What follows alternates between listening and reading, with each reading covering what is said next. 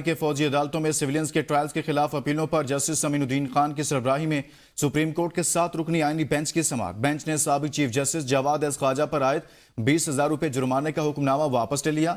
سابق chief justice جواد S خواجہ کی نظر ثانی واپس لینے پر جرمانہ ختم کر دیا گیا۔ جسٹس جواد ایس خواجہ کے وکیل خواجہ احمد حسین نے دلال میں کہا سویلین کا کورٹ مارشل کسی صورت نہیں ہو سکتا۔ فوجی عدالتوں کا طریقہ کار شفاف ٹرائل کے تقاضوں کے برخلاف سپریم کورٹ کے تمام 5 ججز نے فوجی عدالتوں میں ٹرائل کے طریقہ کار کی شفاف ہونے پر اتفاق نہیں کیا۔ جسٹس حسن اظہر رضوی نے استفسار کیا کہ دھماکہ کرنے والا اور عام سویلین میں کوئی فرق نہیں۔ اس پر خواجہ احمد حسین بولے میں کسی دہشت گرد یا ملزم کے دفاع میں دلائل نہیں دے رہا۔ سویلین کا کورٹ مارشل ممکن ہوتا تو 21ویں ترمیم نہ کرنا پڑتی۔ فوجی عدالتوں میں فیصلے تک ضمانت کا کوئی تصور نہیں۔ اپیل کسی آزاد فورم پر جاتی ہے نہ مرضی کا وکیل ملتا ہے۔ دوران سماعت ضیاء الحق کے مارشل لا کا تذکرہ ہوا۔ خواجہ احمد حسین نے کہا کہ میں بھٹو کی حکومت کا تختہ الٹنے کی کوشش کے الزام میں ایف بی علی کا court martial major general Zia ul Haq نے 1974 میں کیا۔ کورٹ مارشل کرنے والے ضیاء الحق ترقی پا کر آرمی چیف بن گئے۔ ضیاء الحق کے آرمی چیف بننے کے بعد جو ہوا وہ اس ملک کی تاریخ ہے۔ جسٹس حسن اظہر رضوی نے کہا کہ اس دور میں تو کمانڈر ان چیف اور ایئر چیف کو بھی اغوا کر لیا گیا تھا۔ اغواکار نے اپنی کتاب میں وجوہات بھی تحریر کی ہیں۔ جسٹس مسرت ہلالی نے پوچھا کہ ویسے وجوہات کیا تھی۔ اس پر اظہر رضوی نے کہا کہ اس کے لیے آپ کو کتاب پڑھنا پڑے گی جس پر عدالت میں کہہ کے لگے۔ سابق چیف جسٹس جواد ایس خواجہ کے وکیل خواجہ احمد حسین کی دلائل مکمل۔ اس حوالے سے آپ کو آگاہ کریں کہ آج اہم معاملے پر ایک مرتبہ پھر سماعت ہوئی ہے اور فوجی عدالتوں میں ٹرائل سے متعلق فوجی عدالتوں کا طریقہ کار شفاف ٹرائل کے تقاضوں کے برخلاف ہے۔ آج یہ بھی کہا گیا۔ 3 ججز کے اسلام آباد ہائی کورٹ میں تبادلے پر وکلا کی ہڑتال، عدالتی کارروائی کا بائیکاٹ۔ اسلام آباد ہائی کورٹ اور ماتحت عدلیہ میں درجنوں کیسز کی سماعت نہ ہو سکی۔ ڈسٹرکٹ بار میں وکلا کی ہڑتال اور کنونشن کے باعث پولیس کی بھاری نفری تعینات۔ لار کنونشن میں وکلا کی جانچ سے ججز تعیناتی کے معاملے میں اگلے لائے عمل کا اعلان کیا جائے گا۔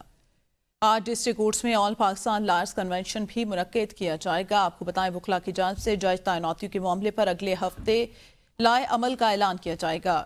اسلام آباد ہائی کورٹ میں دوسرے صوبوں کے ججز کی تعیناتی کا یہ معاملہ ہے۔ اس حوالے سے بتائیں کہ اسلام آباد میں وکلا کی ہڑتال کے باعث عدالتی کارروائی کا بائیکاٹ کیا جائے گا۔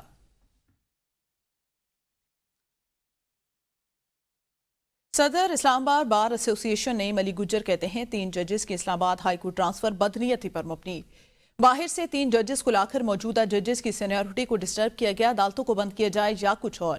آج وکلا کنونشن میں متفقہ فیصلہ کر کے آگے کا لائے عمل دیں گے۔ پاکستان کے زیادہ تر وکلا اس ایشو پر متفق ہیں۔ آج اسلام آباد ہائی کورٹ کو لاوارث سمجھا گیا تو کل لاہور ہائی کورٹ میں بھی یہی ہوگا۔ 15ویں نمبر کے ججز کو اسلام آباد ہائی کورٹ میں چیف جسٹس لگایا جا رہا ہے۔ 18ویں ترمیم کی روشنی میں ججز کے نوٹیفیکیشن کا طریقہ کار درست نہیں۔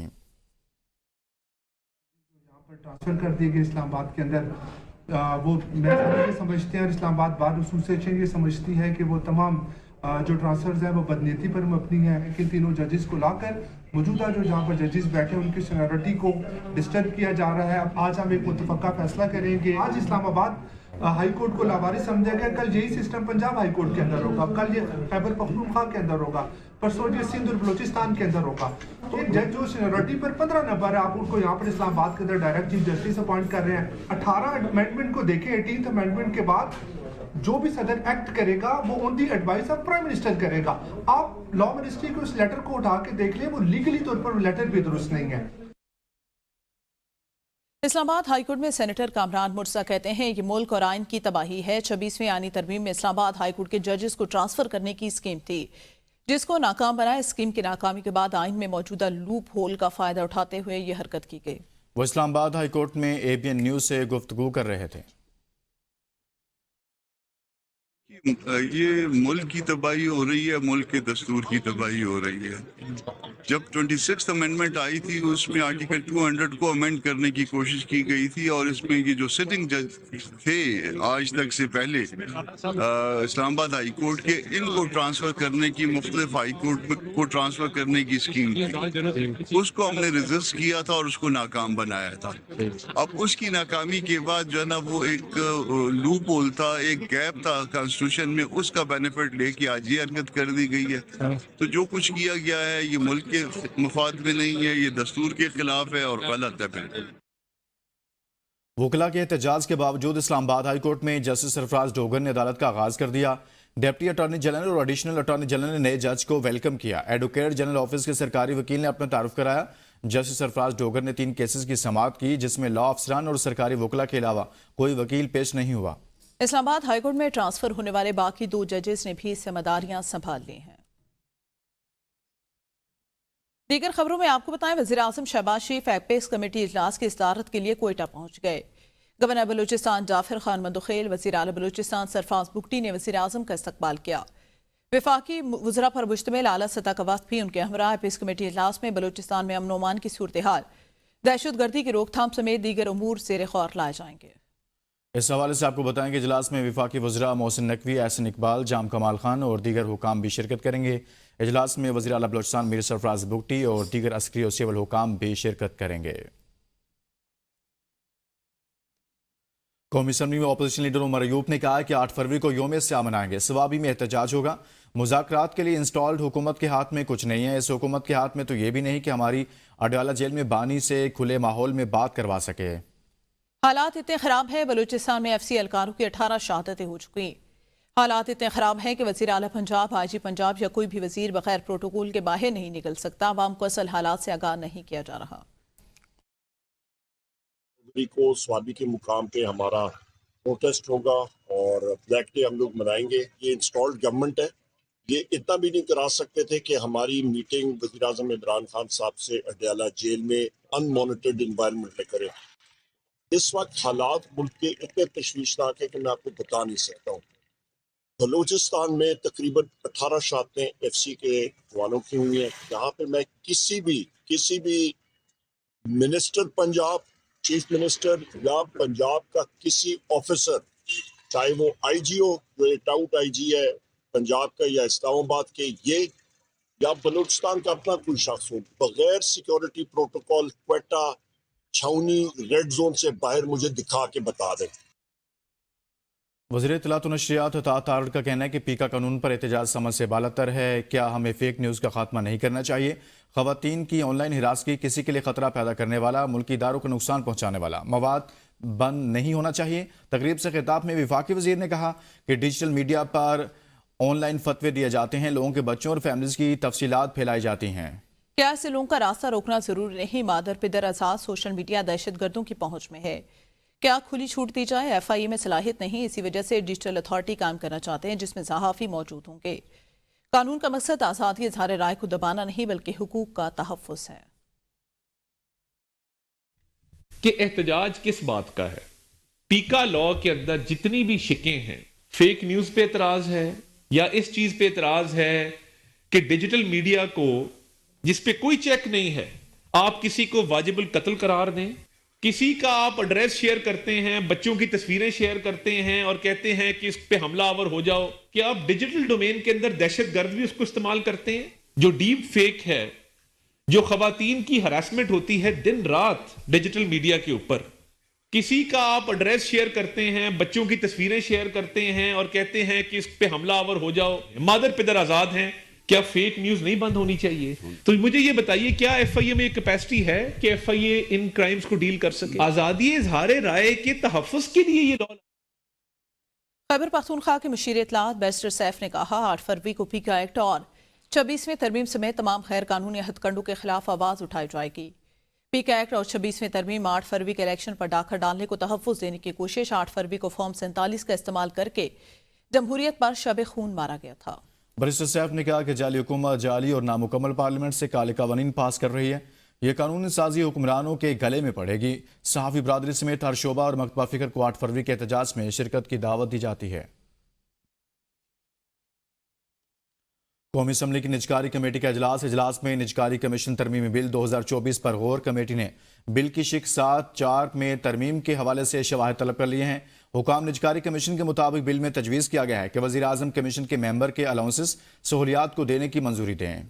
ये इख्तियार काबीना से वापस लिया जा रहा है। कमेटी ने इख्तियार वज़ीर आज़म को देने की मुखालफत कर दी। शाहिद अजमल मजीद बताएंगे। शाहिद बताएगा, कमेटी ने इख्तियार वज़ीर आज़म को देने की मुखालफत कर दी है। शाहिद अजमल बताएगा। डॉक्टर फारूक सत्तार की ज़ेर सदारत इजलास हुआ। निजकारी कमीशन तरमीमी बिल 2024 पर गौर किया गया है।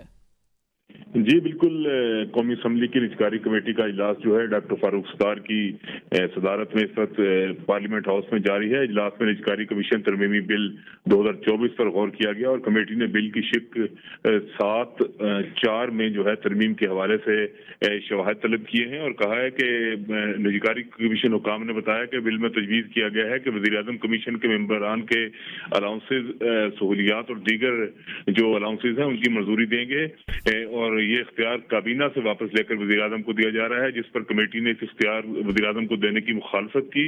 اور سینیٹر رکن قومی اسمبلی سحر کامران نے کہا یہ عمل جو ہے جمہوریت کی نفی ہوگی اور 190 ملین کیس کا معاملہ سب کے سامنے ہے۔ اگر یہ بند لفافہ کھل جاتا تو آج اتنا بڑا معاملہ نہ ہوتا۔ جس کے بعد کمیٹی نے جو ہے نجکاری حکام سے مزید اس حوالے سے شواہد طلب کر لیے ہیں۔ جی صحیح، بہت شکریہ شاہن۔ سینیٹر سیف اللہ بڑو کی زیر صدارت اقتصادی امور ڈویژن کمیٹی کا اجلاس جاری ہے۔ بیرونی فنڈنگ کے مواصلات کے ترقیاتی منصوبوں پر بریفنگ، جس میں کہا گیا ADB، ورلڈ بینک، کوریا اور سعودی فنڈ فار ڈیولپمنٹ کے 10 منصوبے جاری ہیں۔ NHA نے بتایا کہ شکارپور سے راجن پور ٹرانش 2 منصوبے کے 4 مختلف مراحل ہیں۔ چیئرمین کمیٹی نے کہا آپ کی بریفنگ ادھوری ہے، اخراجات اور پیش رفت رپورٹ بریفنگ میں نہیں ہے۔ پاکستان کے 90% منصوبے قرضوں پر چل رہے ہیں۔ کمیٹی دیکھنا چاہتی ہے کیا رقم ٹھیک طریقے سے استعمال ہو رہی ہے۔ قرض معاہدے کے بعد 3 سال تک منصوبے شروع نہیں ہوتے۔ معاہدے سائن کرنے کی تاریخ سے اس پر سود شروع ہو جاتا ہے۔ غریب عوام کو سود ادا کرنا پڑتا ہے لیکن منصوبے پر کام ہی شروع نہیں ہوتا۔ عالمی بینک داسو پروجیکٹ کے لیے $1 ارب کا نیا قرض فراہم کرے گا۔ قرض 1.7 ٹریلین روپے کی لاگت سے نظرثانی شدہ PC1 کی منظوری کے بعد دیا جائے گا۔ ذرائع کے مطابق ترمیم شدہ PC1 میں نئے ٹائم لائنز شامل کیے جائیں گے۔ منصوبے کے پہلے مرحلے کی لاگت 190.1% اضافہ لاگت جو ہے وہ بڑھ کر 1700 ارب روپے تک پہنچ چکی ہے۔ سندھ کابینہ نے ایگریکلچر انکم ٹیکس بل 2025 کی منظوری دے دی۔ ایگریکلچر انکم ٹیکس بل جنوری 2025 سے نافذ ہوگا۔ سندھ حکومت نے ایگریکلچر انکم ٹیکس میں لائف سٹاک کو شامل نہیں کیا۔ Agriculture income tax board of revenue کے بجائے سندھ ریونیو بورڈ جمع کرائے گا۔ اسی بارے میں مزید تفصیلات جانیں گے نمائندہ ABN نیوز نبیل میر جات سے۔ جی نبیل، آگاہ کیجیے گا۔ نبیل، آپ سن پا رہے ہیں تو بتائیے گا صوبائی حکومت کی جانب سے مزید ٹیکس سے متعلق کیا فیصلے کیے گئے ہیں؟ جی بالکل، سندھ کابینہ کی کارروائی کی اجازت کرنا ہے۔ سندھ کابینہ نے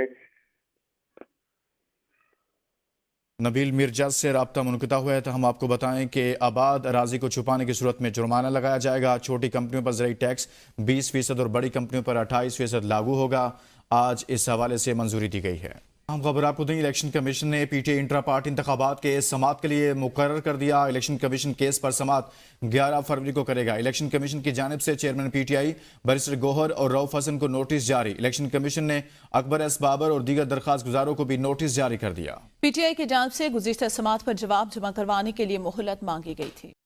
جسٹس میاں گل حسن اورنگزیب اسلام آباد ہائی کورٹ میں سینئر ججز میں سب سے زیادہ رپورٹڈ ججمنٹ دینے والے جج بن گئے۔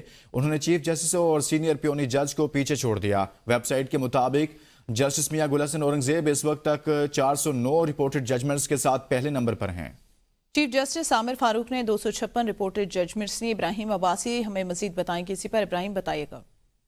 جی بالکل، اسلام آباد ہائی کورٹ میں سینئر ججز کی طرف سے جو رپورٹڈ ججمنٹ دی گئی ہیں وہ ویب سائٹ کے اوپر ان کا ڈیٹا موجود ہے، جس کے مطابق جسٹس میاں گل حسن اورنگزیب نے چیف جسٹس آف اسلام آباد ہائی کورٹ اور سینئر پیونی جج جسٹس محسن اختر کیانی کو جو ہے وہ پیچھے چھوڑ دیا۔ جسٹس محسن اختر کیانی نے اس وقت تک جو 161 رپورٹڈ ججمنٹ دی ہیں، جبکہ سب سے زیادہ جسٹس میاں گل حسن اورنگزیب نے جو ہے وہ ابھی تک 409 رپورٹڈ ججمنٹ جو ہے وہ اس وقت تک وہ جاری کر چکے ہیں۔ جسٹس عامر فاروق صاحب کی طرف سے 256 جو ہے وہ رپورٹڈ ججمنٹ جو ہے وہ دی گئی ہیں۔ سب سے کم جو ہے وہ ججمنٹ جسٹس سردار اعجاز اسحاق خان صاحب کی طرف سے دی گئی ہیں، جن کی تعداد تقریباً 30 ہے۔ اس کے بعد جسٹس طارق محمود جہانگیری صاحب کی طرف سے 97 رپورٹڈ ججمنٹس ہیں اور جسٹس بابر ستار صاحب کی جانب سے 128 رپورٹڈ ججمنٹ جو ہیں وہ ابھی تک دی گئی ہیں، جبکہ جسٹس ارباب محمد طاہر صاحب کی جانب سے 66 اور جسٹس سمر رفعت امتیاز کی جانب سے 38 رپورٹڈ ججمنٹ جو ہے وہ اس وقت تک دی گئی ہیں۔ جب سے ججز اپائنٹ ہوئے مختلف کیسز سننے کے بعد اتنی ججمنٹ تک ابھی تک ان کی جانب سے جو رپورٹ جو ہے وہ کی جا چکی ہیں۔ جی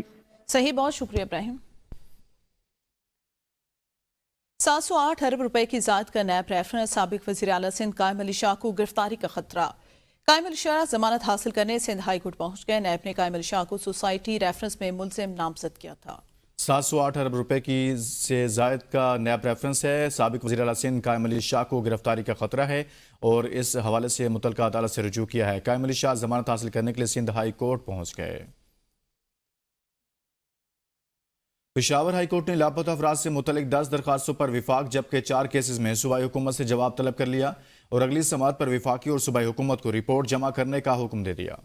दरख्वास्तों पर समाअत चीफ जस्टिस इश्तियाक इब्राहिम ने की। दौरान समाअत विफाक की जानिब से डिप्टी अटॉर्नी जनरल और सूबाई हुकूमत की जानिब से एडिशनल एडवोकेट जनरल पेश हुए। एडिशनल एडवोकेट जनरल ने अदालत को बताया 6 केसेस में सूबाई हुकूमत ने रिपोर्ट जमा की, 4 केसेस में सूबाई हुकूमत ने रिपोर्ट जमा नहीं कराई। विफाक की जानिब से रिपोर्ट ताहाल जमा नहीं कराई गई। पावर सेक्टर में कायम टास्क फोर्स बिजली कीमतों में कमी के रास्ते पर गामजन है। बिजली टैरिफ कम करने के लिए गर्दिशी कर्जे को सरकारी कर्ज में बदलने पर काम शुरू। हाइड्रल, दरामदी कोयले, थरकोल, पोंद, जमसी सवनाई जो है वो बिजली की री प्रोफाइलिंग की तैयारियां। 16.26 अरब डॉलर के कर्ज से री प्रोफाइलिंग से टैरिफ 3.37 रुपए फी यूनिट कम होगा। ज़राए के मुताबिक इन कर्जों पर 3 अरब डॉलर के सूद से बिजली टैरिफ में 8.63 रुपए कैपेसिटी चार्जेस की मद में पड़ते हैं। खैबर पख्तूनख्वा में गैर कानूनी भर्तियों का नया पेंडोरा बॉक्स खुल गया। महकमा इंसानी हुकूक में 230 अफराद की मुबैना गैर कानूनी भर्तियों पर नया तनाज़ा सामने आ गया। साबिक डीजी डॉक्टर असद अली ने शोकास नोटिस के खिलाफ वज़ीर आला को अपील दायर करते हुए खुद को बेगुनाह करार दे दिया। मोहम्मद फयाज इसी पर मजीद बताएंगे। फयाज बताएगा, खैबर पख्तूनख्वा में गैर कानूनी भर्तियों का पेंडोरा बॉक्स खुल गया। फयाज बताएगा, खैबर पख्तूनख्वा में गैर कानूनी भर्तियों का इंकशाफ हुआ है, इस हवाले से क्या तफसीलात हैं आपके पास? हाँ जी बिल्कुल, ये खैबर पख्तूनख्वा के महकमे में जो उसमें गैर कानूनी भर्तियों के हवाले से शिकायत मिली थी और इस सिलसिले में बाकायदा तौर पर कार्रवाई की गई थी, जिसमें 230 के करीब जो भर्ती किए गए थे उनको फारिग करने का फैसला किया गया था और इस हवाले से बाकायदा तौर पर जो नोटिफिकेशन जारी किया गया था वो मनसूख कर दिया गया था। हम इसके बावजूद जो है इस महकमे में जो है बाकायदा तौर पर जो भर्तियाँ हैं गैर कानूनी वो बरकरार रखी गई और वो जो नोटिफिकेशन मनसूख किया गया था उसको मनसूख करके जो भर्ती किए गए थे अफराद उनको दोबारा बहाल कर दिया गया था। इस सिलसिले में जो सेक्रेटरी है महकमे के उनकी जारी से बाकायदा तौर पर एक खत जो है वो जिला खैबर पख्तूनख्वा को अर्साल किया गया है। बहुत शुक्रिया मोहम्मद फयाज इस सवाल से तफसीलन बताने के लिए।